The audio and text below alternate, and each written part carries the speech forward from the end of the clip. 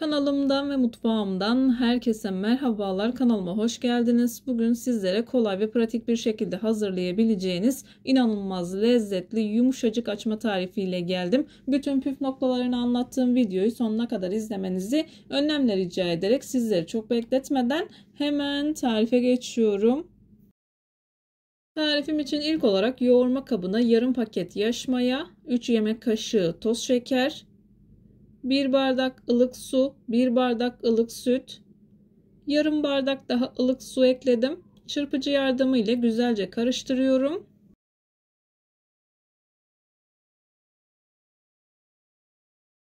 Karıştırmaya devam ederken tam bu aşamada isterseniz sirke kullanabilirsiniz. Ben 1 yemek kaşığı kadar kullandım. Hamurunuzun yumuşak ve güzel bir şekilde kabarmasını sağlayacak. Aynı zamanda dış kabuğunun biraz daha çıtır olmasını sağlıyor. Sirkeyi ekledikten sonra 2 adet yumurta hakkı ekledim. Sarılarını üzeri için ayırdım.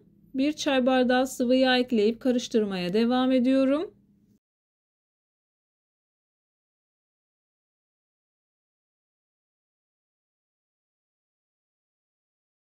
İyice karıştırdıktan sonra göz kararı olacak şekilde yaklaşık 2 bardak kadar un ekledim.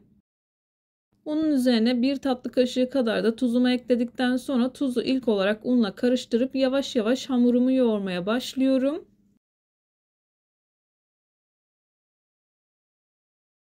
İsterseniz bu aşamada spatula kullanabilirsiniz. Hamur yoğunlaşıncaya kadar spatula ile karıştırıp hamur yoğunlaştıktan sonra spatulayı çıkartıp elinizle yoğurabilirsiniz.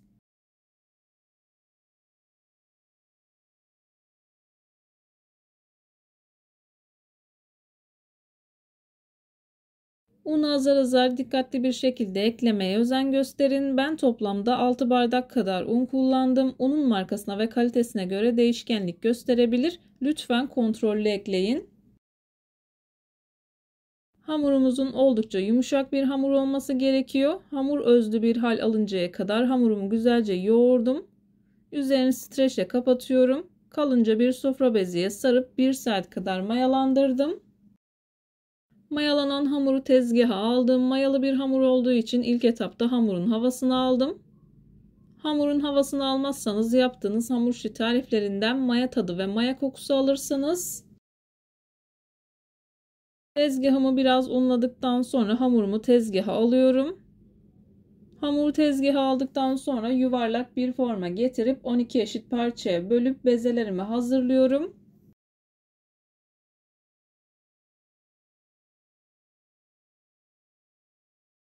Ben açmalarımı hazırlamaya devam ederken buraya kadar gelmiş olan siz değerli takipçilerimden her zaman olduğu gibi ricam yoruma kalp olur, emoji olur veya tarifim hakkında farklı bir fikriniz varsa bunu da benimle paylaşabilirsiniz. Ayrıca videolarımı sevdiğiniz kişilerle de paylaşarak bana bu şekilde destek olabilirsiniz. Hamurumu parçalara ayırdım. Bezelerimi hazırlıyorum. Bezeleri hazırladıktan sonra yağ sürdüğüm bir tepsiye alıyorum. Altını üstünü güzelce sıvı yağ ile yağlıyorum. Bu şekilde yaklaşık yarım saat kadar dinlendiriyorum.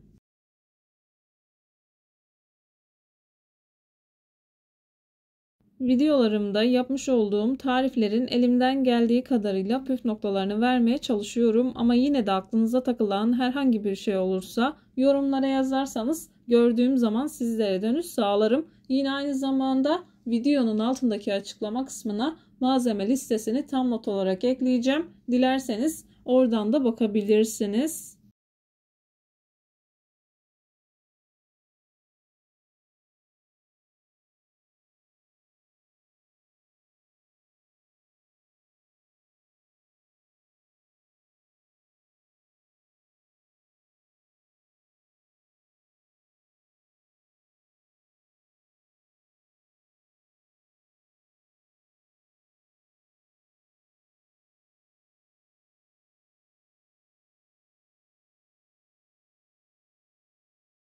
Bezelerin altını üstünü sıvı yağ ile yağladım. Yaklaşık 20-25 dakika kadar dinlendirdim.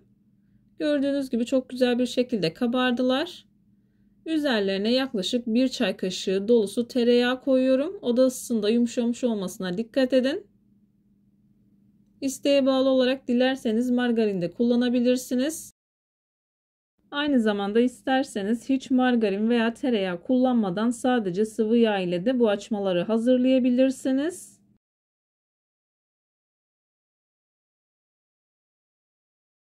Açmaları yavaş yavaş tezgahıma alıp hazırlıyorum. İlk etapta bu şekilde açtıktan sonra silindir şekline getirip kenara alıyorum. Silindir şekline getirdikten sonra yaklaşık 20 dakika kadar tekrardan bir dinlenme süresi olacak.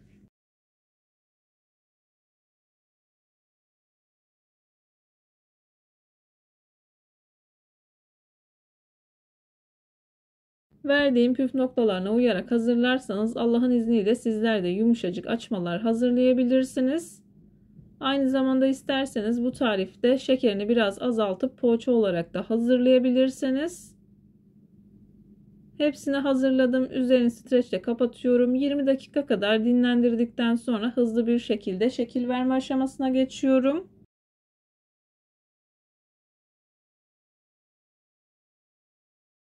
O kadar güzel bir hamur oldu ki zaten dokunduğum zaman kendiliğinden uzuyor. Yavaş yavaş çevirerek açma şekli veriyorum. İsterseniz bu şekilde dolayarak yapabilirsiniz.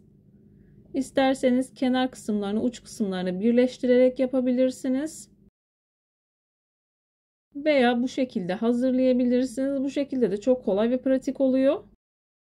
Bu arada açmaları biraz daha küçük hazırlayıp bir tane tepside de pişirebilirsiniz. O şekilde de hazırlamıştım. Videonun sonuna link ekleyeceğim. Dilerseniz oradan bakıp o tarifi de yapabilirsiniz. Yumuşacık bir dokusu var. İnanılmaz lezzetli. 20 dakika kadar tepsi mayası yaptım. Havasını söndürmeden dikkatli bir şekilde yumurta sarısını sürüyorum. Yumurta sarısının daha sürülebilir olması için ben bir tatlı kaşığı kadar süt ekleyip karıştırdım. Yumurta sarısını sürdükten sonra üzerine isteğe bağlı olarak haşhaş serpebilirsiniz. Önceden ısıtılmış 180 derecelik fırında altı üstü güzelce kızarıncaya kadar açmalarımı pişirdim. Açmalarım fırından çıktı. Gördüğünüz gibi çok güzel bir şekilde kabardılar. Aynı zamanda çok güzel bir şekilde kızardılar. Şu anda çok sıcak olmasına rağmen doku testini görüyorsunuz. Kesinlikle içerisinde en ufak bir hamurlaşma yok. Altını üstünü çok güzel bir şekilde kızarttım. İkinci tepsiyi de fırından aldım. Oda ısısına geldikten sonra sizler için doku testi yapıyorum. Sizler açmaların güzelliğini izlerken bu arada ben de videonun sonuna gelmek üzereyim. Sizlere veda edeyim. Bir videonun bir tarifin daha sonuna geldim. Umarım tarifimi beğenmişsinizdir. Tarifimi beğendiyseniz beğenmeyi, kanalıma hala abone değilseniz kanalıma abone olmayı, bildirim zilini açmayı lütfen unutmayın. Kendinize ve sevdiklerinize çok iyi bakın. Başka bir tarifte, başka bir lezzette görüşmek üzere. Hoşça kalın. Allah'a emanet olun.